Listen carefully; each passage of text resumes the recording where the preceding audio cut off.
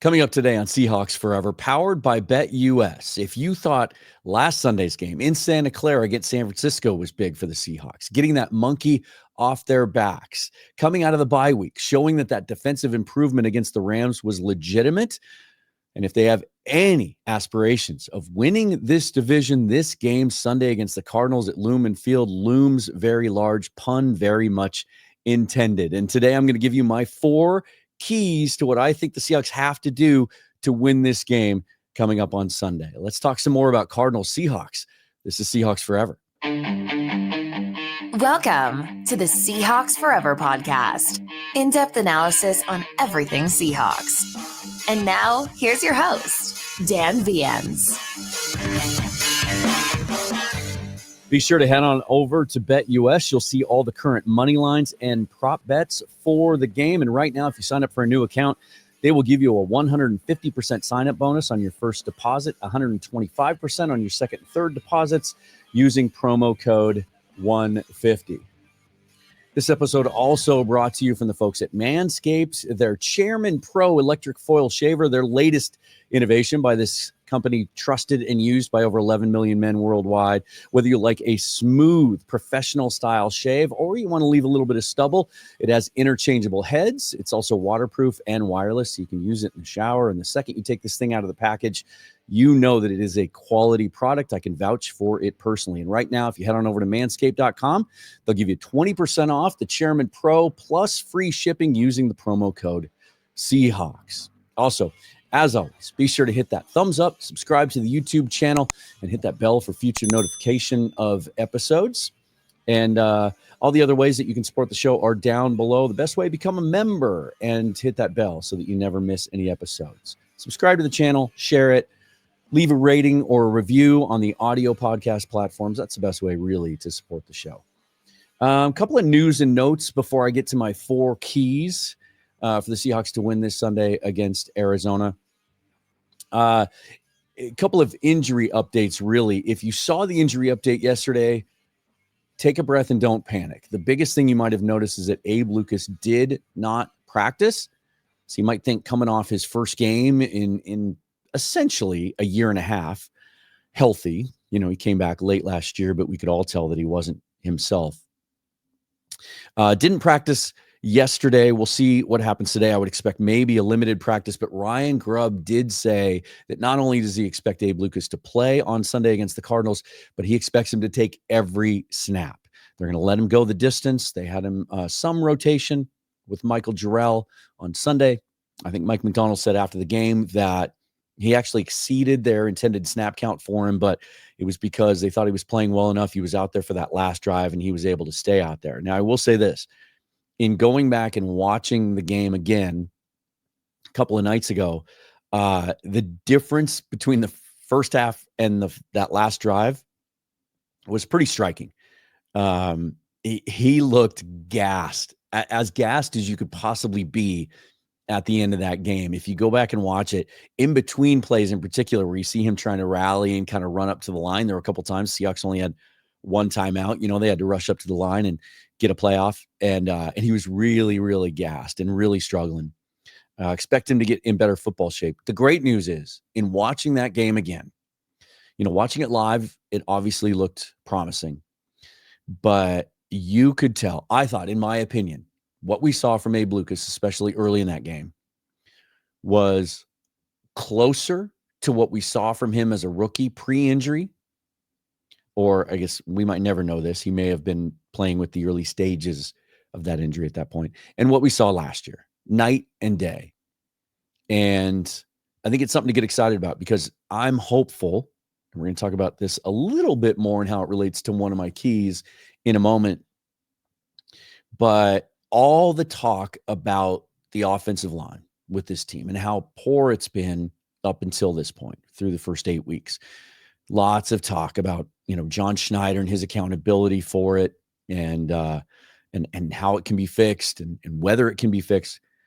And I was talking to somebody the other day and got a lot of positive feedback for this. But if you consider that just a couple of weeks ago, as we were talking about this subject and looking ahead to next year, you could realistically make the case that or could have at that point, that the Seahawks had 4 spots on their offensive line that needed to be upgraded between this year and next year, with Charles Cross being the one constant at left tackle. But after the way Oluwatimi played at center on Sunday, not allowing a single pressure, and the way Abe Lucas played, knowing he has a year left on his deal, and let's be realistic from a business standpoint, if he stays healthy and the Seahawks want to extend him, you're probably getting a discount because of that injury history, at least when it comes to the guaranteed money. What if the Seahawks actually have 3 of those 5 spots handled and taken care of going into next year? And guys on rookie deals, too. If you may have found your starting center long-term in Oluwatimi on a 5th-round rookie deal, and then whether or not Christian Haynes figures into that, I'm just, I don't want to get ahead of myself, but let's see how it goes the next few weeks and the rest of the season. But just keep that in mind. Sometimes not everything is as good as it seems when it's going well, and sometimes it's not as bad as it seems when it's going poorly. And what if week by week the Seahawks continue to find some pieces? But Abe Lucas should be set to go on Sunday. Also, the forecast news is better today. The forecast up until this point had been for rain on Sunday. Doesn't sound like it's going to rain. It's going to be fairly mild, about as good as you can get for middle of November. I think 50 degrees or so. That should certainly help. Also, I thought it was interesting in a non-Seahawk related note, although some of you have already tried to make it a Seahawks issue. Daniel Jones released by the Giants today. Talked with Max Brown last week about the whole quarterback landscape and the difficulty and the challenge in identifying young quarterbacks and then developing them in the NFL, and how quickly now teams with the rookie wage scale are willing to move on from quarterbacks. Now, Daniel Jones was a rare one in that he didn't play well enough that the Giants felt comfortable picking up his 5th-year option. And so they declined it and then signed him to an extension, a pretty rich extension. Although the guaranteed money wasn't cost prohibitive in the sense that, it'll certainly incur some dead money and it'll hurt them in some respects to move on from him. But apparently when they benched him this week, and gosh, we can talk about why it's not Drew Lock and it's Tommy DeVito instead. But he came out yesterday, made a statement that sure as heck sounded like a goodbye, because they kind of did the David Carr thing where they didn't just bench him, they moved him down to 3rd string. Sounded like a farewell message yesterday, and today apparently he went to the owner and asked for his release, and they granted it. So what happens with Daniel Jones now remains to be seen. Does he sign on with a desperate team like the Cowboys? Does that really help him, or does he go to a contender, or does he just wait it out and sit the rest of the year? But some of you have suggested that the Seahawks should sign him as an upgraded backup for the Seahawks, to which I would just say no. I don't hate Daniel Jones. I don't think he can't play. I think there's some reason to believe that he could resurrect his career in a Sam Darnold, Geno Smith type of way. Sometimes it's all about fit. He never really had great receivers there in New York up until this year. He had offensive line issues. I'm not here to debate how good Daniel Jones may or may not be, other than to say that I think Sam Howell has more upside. He's younger, cheaper. He's in place. He's under contract for another year. I don't think I think you're playing around with team chemistry and making a move just for the sake of making a move because everyone just wants to find the next quarterback. So I think Daniel Jones is going to have another opportunity. I was just listening to Kyle Krabs and Joe Marino on the Draft Dudes podcast yesterday, and Joe is convinced that he'll start for someone opening day next year. I think that's possible. I don't see it as a fit here in Seattle. So just wanted to get into that. All right. So I came up with 4 keys that I think are essential for the Seahawks going into this game to pull this one off. And the first one is, I'm going to call it lean into Geno. And I know I have reacted pretty strongly in the last couple of games to the interceptions he's thrown. The Rams game and the San Francisco game were a little bit different in the sense that the Rams game, I watched it live in the stadium, and sometimes you don't get a full view of everything that went into and contributed to the interceptions. So I was a little easier on him after watching the tape. San Francisco game, I stand by it. It was the worst interception he's thrown this year. He had no one else to blame other than himself. Should have just eaten the ball, or it looked like he had JSN, and don't know if he was trying to throw it away and the ball didn't come out right, or if he was trying to hit JSN and the ball sailed on him. But in that situation, third quarter, game still in play, deep in your own territory, can't make that play. But as we talked about on the show, and I'm not going to rehash it too much here, I think you just might have to live with the occasional play like that from Geno Smith, at least as long as there are issues with pass protection on this team. He has 10 interceptions this year. So does Pat Mahomes, and so does Jordan Love. And there's some other outstanding quarterbacks that some people consider elite that have 9 interceptions each. What he does in between those is giving this team a chance to win week in and week out. And in particular, in this matchup, I like it because this is similar to the Atlanta game. If you recall, going down to Atlanta, that Atlanta defense was really struggling to get to the quarterback. And it showed. The Seahawks made him pay. That was the game when Michael Jarrell had to make his first start. It was kind of a soft landing for him, just because those pressure numbers from the Falcons just were bottom of the league. And the Seahawks were able to operate their offense pretty effectively in that game. Similar situation here, although the Cardinals have shown signs of improving the last couple of weeks, and they may be getting their first-round pick Darius Robinson back for this game, although it sounds like if he plays, he'll be limited. Arizona right now, their pass rush win rate on ESPN, 31st in the league at just 30%, and that marries up pretty nicely with what PFF feels about their pass rush, giving them a pressure grade that ranks 30th in the NFL. And they're not much better against the run. Their run stop win rate, according to ESPN, is 23rd too. But I want to focus on the passing game here. PFF also has them kind of middle of the pack, like between 15 and 20 in regards to run defense and coverage grades. Their yards per pass attempt given up to opposing quarterbacks is 6.8 yards. That's 20th overall in the league, although it's improved last 3 games. But when you consider those games, one was against the Chicago Bears, who were struggling to the point that I think it was after that game is when they fired Shane Waldron. And then the last game, really dominated the Jets and held Aaron Rodgers to 3.7 yards per pass attempt.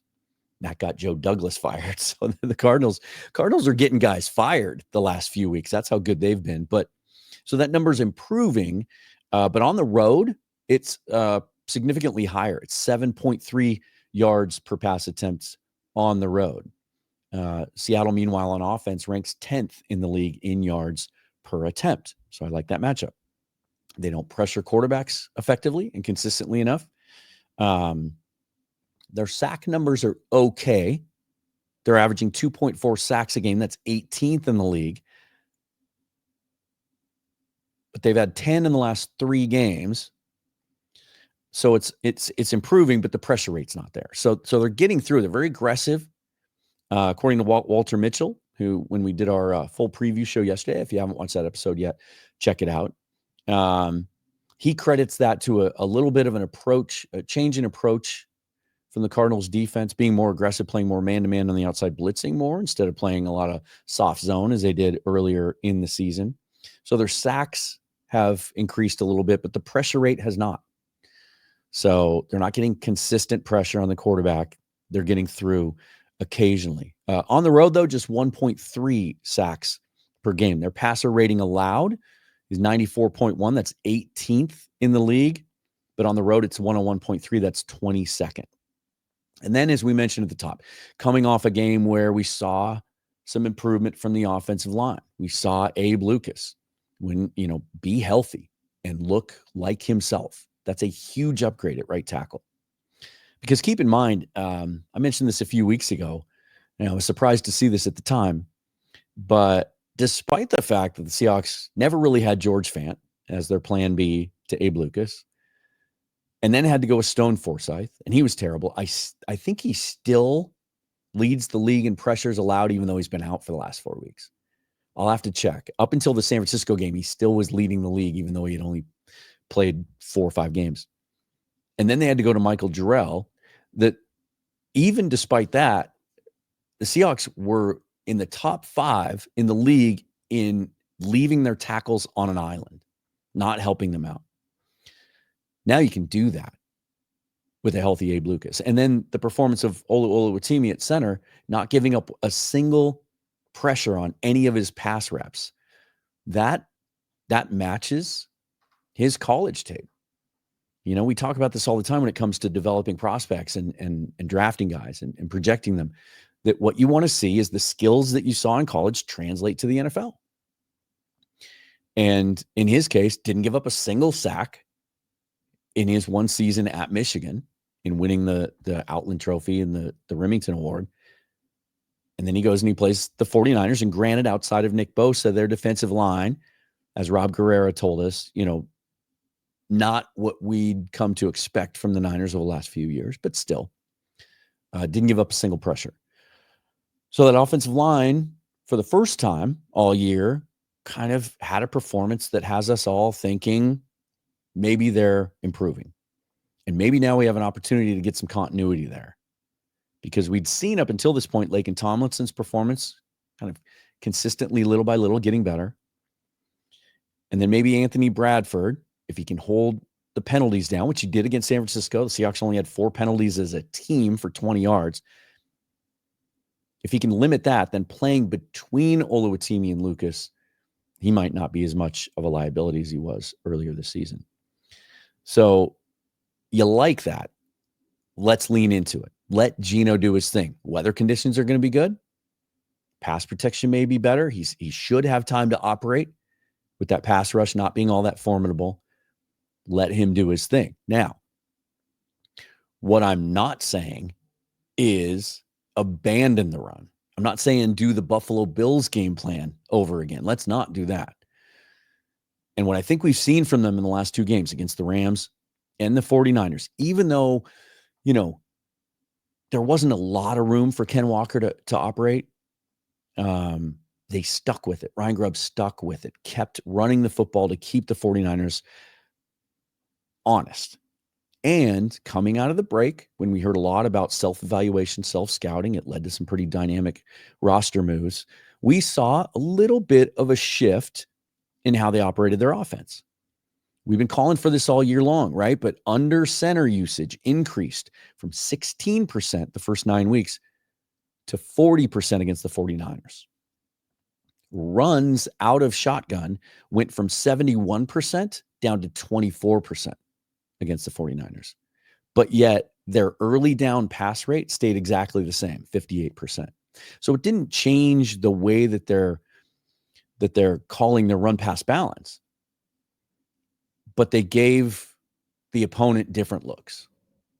And I think gave that offensive line a chance to do some things in the running game. So, you know, it's so easy to sit here every week and say, got to run the ball. If we can run the ball really well against this team, we have a chance to win. It's probably the case for just about every team every week. But I think in this case, the Seahawks might be set up to lean into Geno Smith a little bit in that passing game, especially with what we're seeing out of JSN, right? Complementing DK Metcalf back healthy. Maybe Noah Fant has a chance to play and gives you a different dynamic there at the tight end position. Use your strength against another team's weakness. And this is something that Ryan Grubb did so well at UW. And I saw it firsthand as a Cougar fan, especially 2 Apple Cups ago in Pullman when the Cougs secondary just could not hang with that trio of receivers for the Huskies. And so Grubb just mercilessly just kept throwing deep ball after deep ball from Michael Penix, just kept the Cougars defenders on their heels. And even when they had a lead, never backed off. There may be an opportunity to do that a little bit here against the Cardinals. Number 2, let's see a repeat performance from the dynamic duo, the new inside linebacker group. Ernest Jones, happy birthday to him. And remarkably, with the career he's already put on his resume, turning just 25 years old today. As well as we've seen him play, let's get that man signed to an extension, right? And I'll go on record again. I think it's going to happen. I think it's similar to the Leonard Williams situation last year, although I think there's a much better chance the Seahawks get Jones signed before he even hits free agency. He talked this week about how he and his wife and his kid, they found a house here in Seattle, and they're moving all their stuff up here and trying to move all their furniture while the power being out and everything that was going on this week around this region. Sounded like a guy that wants to stay put. He said that when he was acquired, just turning 25 years old. And I was talking to a Rams fan this morning, and he still can't wrap his head around why the Rams decided to move on from Jones, especially and why they only got what they got from the Titans. Like, what's wrong there, right? Jake Ellenbogen was on the show a few weeks ago previewing that Rams game. He said maybe there was a knee issue. Never been listed on the injury report with a knee. He certainly isn't playing like a guy that has any physical issues at all. The leader in the locker room. No personality or character issues to speak of. So not sure what was happening there. There's some speculation the Rams just don't value, as far as the salary cap goes, paying inside linebackers. So they wanted to move on when they could. But man, the Rams would be a whole lot better this year, wouldn't they, if they still had Ernest Jones? Thank goodness they don't. So the combination of Jones and Tyrese Knight and what we saw from them against the 49ers. I mean, we saw that inside linebacker play be much better against the Rams, right? More assignment sound, gap sound, even with Terrell Dodson still playing weak side linebacker. But Knight seemed like a huge upgrade. And you can see now why they were comfortable moving on from Dodson. Just the upside of those two guys, it is reminiscent of when in Mike McDonald's first season as defensive coordinator of the Ravens, that defense took half a season to gel. They weren't very good that first half season. And now we're kind of seeing why, right? We're hearing about and we're seeing on the field how intricate this offense is, how vital the communication is, and how it takes some time to get all these guys on the same page. And it wasn't until about halfway through the season that it clicked. And that coincided with the arrival of Roquan Smith, who the Ravens went out aggressively and acquired from the Bears that year. You can make a parallel. Ernest Jones being acquired midseason, and how much better he made that defense and is able to operate in this scheme. And against this Cardinals team, the stress that this offense can put on inside linebackers and safeties with Kyler Murray's ability to run. And this is a different Kyler Murray we're seeing. You heard Walter Mitchell talk about it. And I'm on record, I've never really been a Murray guy.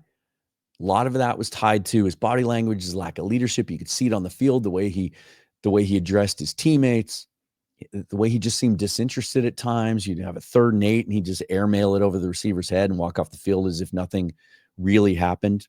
Sounds like he's a different guy since the injury. First guy in the building, committed to the team. But also this Drew Petzig offense is using him in a different way. You know, I asked Walter if is he a game manager now? They're not as aggressive, taking shots down the field. Very much a point guard type of approach to it. He only has one 300-yard passing game. In 7 of their 10 games, he has just 1 touchdown pass. His average game this year, 19 out of 27 for 200 yards and a touchdown. 12 touchdowns, 3 picks. Would you take that against Murray on Sunday? I would. And then you might answer, well, they got to stop the running game, right? Well, I'm still going to touch on that, even though I said, that's the easy way out. But he can still drive you crazy with his mobility.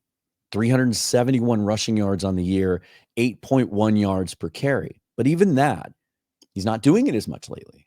Only 5 rushing attempts in the last 2 games. He's distributing the ball. You look at his passing charts, it's all over the place. He's not taking as many deep shots. The fact he hasn't run as much in the last 2 games almost worries me a little bit more, right? Because you might get lulled to sleep a little bit, thinking he's not going to try to run as much. But as if he doesn't stress that inside linebacker group enough, then you have Trey McBride to worry about, who, even though they took Marvin Harrison Jr. in the top 5 and he's had a solid rookie year, Trey McBride's their best weapon on offense. And so that just adds to another thing that those guys in the middle of the field have to be responsible for. Now, some of that may fall on the nickel, and it's going to be really fascinating to see what Mike McDonald does with that defense and how he approaches this. With Rayshon Jenkins seemingly healthy now, activated, it had his practice window, and it sounds like he's 100% healthy and might play on Sunday. But in what role?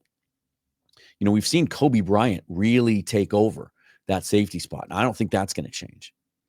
I think what you're going to see is, Jenkins isn't going to get his old job back per se, not full time anyway. But maybe he plays some of that big nickel, right? Maybe he matches up with Trey McBride, and so he plays a little bit in the middle of the field, and they go with 3 safeties, which they did quite a bit last week against the 49ers. Ty Okada had a snap count. I think he had about a 35% snap count. He was out there quite a bit, did some cool things. But Jenkins maybe fills that spot.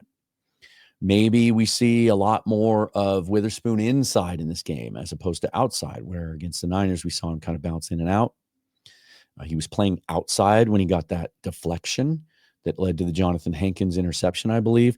But as well as Josh Jobe is playing and Reek Woolen on the outside, maybe Witherspoon in this game is a guy you want close to the line of scrimmage, right?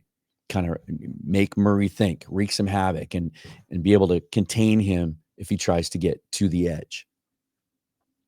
So, I think it's going to be really incumbent on those guys to have yet another good game. I'll be back with my 3rd and 4th keys and what I think the Seahawks need to do to beat the Cardinals right after this. This episode brought to you by BetterHelp. If you've ever considered therapy, give BetterHelp a try. This month is all about gratitude. Thanksgiving right around the corner. We spend time with family and friends. And as we get closer to New Year's, we tend to look back over the last year and take stock of where we are. How are things going for you? Do you need to learn some better coping skills? Is there something stressing you out? Do certain aspects of your life feel out of control? I know I feel that way at times, and it helps to turn outward and talk to somebody. And the great thing about BetterHelp is you can do it on your schedule, on your time, from the comfort of your own home. It is entirely online, designed to be convenient, flexible, and suited to your schedule. Just fill out a brief questionnaire over at BetterHelp.com. They'll match you with a licensed therapist. If you don't think that is a great match, you can request another one and move on to another therapist at no additional cost. And right now, if you watch this program and you want to take advantage of this, maybe talk to somebody, head on over to betterhelp.com/forever, and they will give you 10% off your first month. That's BetterHelp, HELP.com/forever. And a big thank you to the folks at Doer for sponsoring the program. Doer is built for doing. That's DUER, with styles of stretch performance denim and lifestyle apparel for everyone in every season. I have a pair of their jeans and 2 of their flannel shirts. It's some of the most comfortable clothing that I own. I wear the jeans every day. There is 20% stretch incorporated in these jeans. They're incredibly comfortable. It's my go-to pant for Seahawks games. I am not kidding. They're versatile. They're comfortable enough to wear every day. They're antibacterial, meaning less washing. And they're made of temperature regulating fabrics for moisture management. They're also made out of sustainable fabrics in a sustainable way. And right now, my listeners get 20% off your first purchase when you use this exclusive URL, shopdoer.com/forever. That's shopdoer, DUER.com/forever for 20% off your first purchase. That was well timed, because in the background, what you did not see and did not hear was a pretty significant cat fight over here to my left, behind the curtains in the windowsill. That was that could have got a little out of hand, so it gave me time to deal with that. Let's get on to my last 2 keys to this game. I'm going to call the third one "Take Him Down." The Cardinals are a running football team now. It's not all about it's not all on Kyler Murray's shoulders to make plays down the field and to run the football over and over and over again. James Conner he's like a fine wine, right? The old cliche. Like, he is getting better with age, pushing 30. He's 29 years old, so he's almost at that age. Well, he's at the age now where a lot of teams give up on guys, don't want to sign him to another deal, don't want to pay him big money. They think they start to slow down. You see some of the guys that are barely 30 that are out of the league at this point. And yet James Conner, with everything he's been through, University of Pittsburgh overcoming cancer, ACL tear, and then having, doing some good things with the Pittsburgh Steelers early in his career, but, kind of having injury issues pretty consistently crop up. And so the Steelers moved on from him, and the Cardinals, signed him off the street for less than $1 million on a 1-year deal a few years ago. And look how that's turned out. He continues to get better. He's more reliable, stays healthy, and he runs hard. You have to be so assignment sound, gap sound, as the Seahawks have been the last couple of weeks, even more important this week against Conner. You have to tackle him. When you get there, you have to tackle him. And this is where, again, those inside linebackers, man, point number 2, they have to be really good. And you got to get them on your first try. James Conner and Trey Benson, the rookie out of Florida State, 6'1", 233. He's a load too, and he's kind of coming on, had his best game as a pro right before the bye, 10 carries, 62 yards. Those two are both averaging 4.4 yards per carry. They've combined for 1,000 rushing yards. Conner was 700 of those. But 80% of James Conner's yards gained this year are after first contact.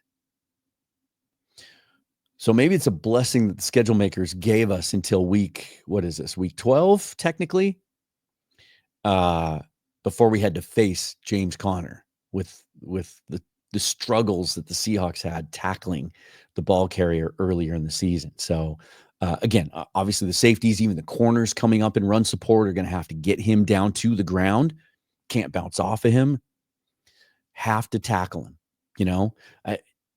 You don't have to completely shut down their running game. You can allow an 80, 90-yard running game to James Conner as long as he's not gashing you with explosive runs because you didn't tackle him on first contact. Have to bring him down. This will be the best test to date for Ernest Jones and Tyrese Knight.